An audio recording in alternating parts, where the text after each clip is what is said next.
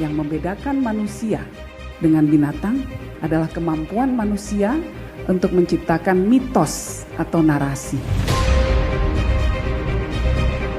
Narasi ini sekarang makin berkembang, bukan cuma uang kertas, tapi sekarang ada yang namanya cryptocurrency. Para alim bingung, malaikat pun saya yakin bingung. Wong malaikat itu taunya uang yang kertas, kalau digesek-gesek itu ada rasa di tangan.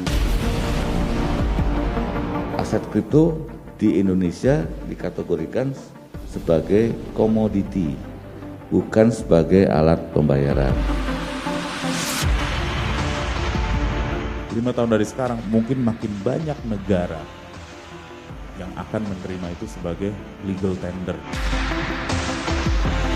Energi yang sebanyak itu yang digunakan Bitcoin merupakan salah satu keunggulan juga dari Bitcoin, karena semakin banyak energi yang dikonsumsikan juga semakin susah untuk orang menghack atau meretaskan blockchain tersebut. Ini yang paling berkepentingan agar tidak ada cryptocurrency, salah satunya adalah pihak bank. Sistem blockchain itu adalah sistem terbuka, sedangkan bank sentral maupun bank-bank di seluruh dunia bekerja di atas sistem yang tertutup. Kita bisa trace pembelian Bitcoin itu ke siapa transaksinya, dan irreversible. Pengelompokan Bitcoin ini nanti termasuk aset sil'ah atau umlah itu persoalan tersendiri. Karena ada kemiripan, disamakan dengan mata uang juga sebenarnya ada peluang.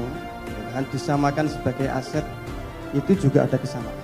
Justru itu, ini sebenarnya terbuka, semua orang bisa jadi miner. Real mata uang berlaku di Arab Saudi.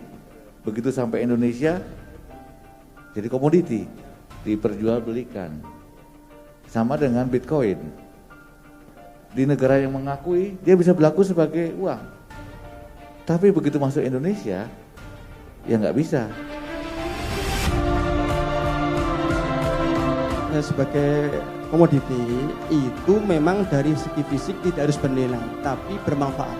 Kalau ada orang bikin kerajinan pakai botol seperti ini, nggak ada apa-apanya, tapi ketika berubah menjadi produk bernilai itu. Berarti bukan fisiknya yang dinilai, tapi manfaatnya. Itu kalau komoditi. Semua aset kripto itu punya satu manfaat, Pak. Selain daripada nilainya bisa dijual belikan, kemudian dapat mobil dan sebagainya. Tapi kalau kita bicara secara teknisnya Pak ya, aset kripto itu manfaatnya adalah pada saat Bapak mau membuat suatu smart contract, membuat suatu kontrak, entah itu untuk pemilu, entah itu untuk supply chain, entah itu untuk apapun itu, sebenarnya aset kripto digunakan untuk menulis ke dalam sistem blockchain-nya, Pak. Artinya tidak bisa dimanipulasi. Begitu saya pindahkan dari saya ke pajak, itu sudah tercatat. Tidak ada seorang pun yang bisa merubahnya. Jadi lebih transparan. Dan lebih cepat karena peer to peer. Cuma harus dipertegas dulu, sesuatunya ini apa? Ya, blockchain itu apa? Kemudian kan bentuknya bukan hanya Bitcoin ya, macam-macam itu, ribuan itu jumlahnya itu. Nah ini yang para kiai menurut saya belum tegas, belum begitu cetol lah menangkap apa sesungguhnya. Karena ketika kita mau menghukumi sesuatu itu harus dicetakno dulu gitu. Kalau belum cetok kita nanti jatuh dalam lubang syubhat, insya Allah begitu. Kira-kira begitu. Bitcoin ini pertama currency-nya sendiri ya, koinnya sendiri. Ini jadinya gimana nih, nggak ada yang kontrol, nggak ada yang ngatur, tapi ada yang bilang sebagian ini malah demokratis nih.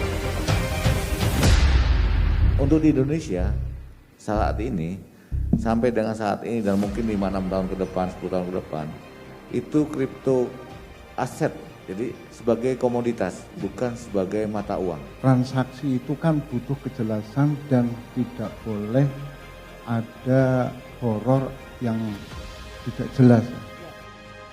Kenapa kita mengatur ini? Yang pertama adalah memberi kepastian hukum kepada pelaku usaha perdagangan aset kripto di Indonesia. Yang kalau tidak kita atur, terutama yang berbasis blockchain dan kriptografi tadi, kalau kita tidak atur, ini anak-anak muda kita yang berinovasi akan melakukan inovasinya di luar negeri, tidak di sini. Blockchain itu kan dari jaringan.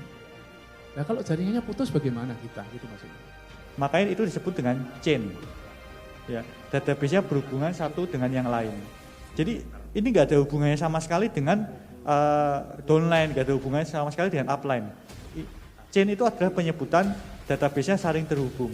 Sehingga apabila ada hacker yang berusaha mengubah database C, dia harus mengubah database setelahnya. Ya, karena kalau nggak valid, Pak.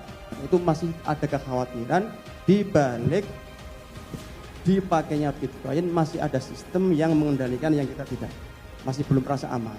Sementara dalam akad itu kan kalau seandainya ada perdebatan harus ada yang bertanggung jawab siapa dengan siapa. Siapa yang kontrol sistemnya? Nggak ada. Berarti dia yang punya kunci dunia, sekali tekan hancur semua dunia Bitcoin, selesai.